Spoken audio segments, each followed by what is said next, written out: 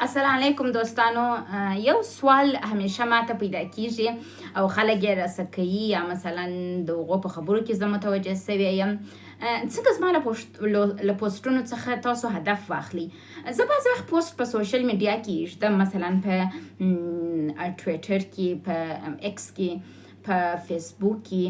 بعض وخت زه خپل خاطرې لیکم. هغه چې غمیزه خاطره یو نفر راسي وایي ته ګیلې راته کوې. اوس سوال دی، ته زما څه یې چې زه تا ته ګیلې وکړم؟ ګیله به هغه چاته کېږي چې ته رفاقت ورسره ولرې. زه اصلا څوک یم؟ زه ولې داسې لیکل کوم؟ زه پروانه ضیایي په کلینیک روانشناسي کې ماسټر ډیګري لرم. زه اوس خپل پی ایچ ډي په کلینیک روانشناسي کې کوم. د دې ترڅنګ زه بل څوک یم، بل ما یو ډېره قوي ناجوړي تېره کړې ده، د اعصابو ناجوړي. یعنې زه هغه حد ته رسېدلې وم چې ما ته یې د بر کرنټ راکړی. د هغه وروسته چې زه دومره جدي ناجوړه وم، زه په دې وتوانېدلم چې خپل ځان نورماله وساتم، خپل دوا وخورم. زه د ورځې په جریان کې ډېره قوي دوا د اعصابو دپاره، خو د دې ترڅنګ چې اول زه ناجوړه شولم، بیا ما روانشناسي وویل. نو په دې خاطر زما فرق د نورو روانشناسانو یا د نورو متخصصینو څخه دا دی چې مخکې له دې چې زه روانشناسه سم، زه د رواني ستونزو تجربه لرم. او د دا ترڅنګ یو بل شی چې ډېر مهم دی چې باید تاسو په پوه سئ، هغه دا دی چې زه پروانه ضیایي یوازې یو ډاکټره نه یم، بلکې د دې ترڅنګ یو مریضي مې هم مخکې درلودل او دا حد ته رارسېدلې. ما په ژوند کې ډېرې سختې خاطرې لرم. ما ژوند ډېر وحشتناکه توګه په غمونو کې تېر سوی دی. اوس راځو، زه داسې ته پوسټ وکړم، د دې دپاره یې نه کوم چې زه تا ته غم راوړم. بعض وخت ما یو د غم پوسټ کړی، دا خاطره غمیزه یې، خو زه خپله خوشحاله یم، زه خاندم. که ته ما ته ویډیو کال وکړې، ما ووینې، زه خاندم. په ما باندې کې جدي وضعیت نه وي. زما پوسټونه یا د تیر دي یا د راتلونکي په اړه دي. په حال کې زه په سوشل میډیا کې اصلا د پوسټ کولو عادت نه لرم. دلته چې زه پوسټ کوم، زه په پوسټ کې هدف ایږدم. پوسټ لنډ یې لیکن هدفونه لري. مثلا په بعض پوسټو کې زما هدف دا وي چې ښځه باید قوي واوسېږي. ګوره په ژوند کې دا مراحل هم پر ما باندې راغلي دي، پر تا هم کیدای شي چې راسې قوي واوسېږي. یا هم یو ذهنیت جوړو د خلکو دپاره تر څو په پښو ودرېږي، اعتماد به نفس ولري، پر ځان باور ولري، د ځان سره مینه ولري. اکثره پوسټونه چې زه یا زما په رقم نور افراد یا په ټولنه کې کوي، ګورئ زموږ په افغانستان کې روانشناسي ډېره پر مخ نه ده تللې. موږ په افغانستان کې حتی په کابل پوهنتون کې کلینیک روانشناسي لیسانس نه لرو، په عمومي روانشناسي کې روان یو، او په ماسټر ډیګري کې هم موږ د کلینیک روانشناسي نه لرو. اوس راځو، کلینیک روانشناسي خو نه لرو، دا اوکې سول، ومنل.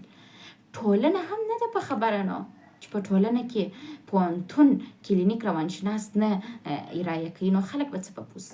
بعضې خلک فکر کوي چې زه په پوسټو کې خپل احساسات لیکم. نه خیر، زه احساسات نه لیکم. کله په پوسټو کې زما د لیکنې هدف دا یي چې ټولنې ته دا ووایم چې وګورم دا کیسه ده، دا خلک پکښې کې وه، بعضې وخت مشهوره کسان پکښې کې، بعضې وخت ساده کسان پکښې کې. داسې کیسه وسول، پلانکي نفر دا خبره وکړه، پلانکي نفر دا خبره وکړه. اوس ستا کار چې دی، ستا کار د یو ویونکي په صفت دا دی چې د دې څه پیغام واخلي.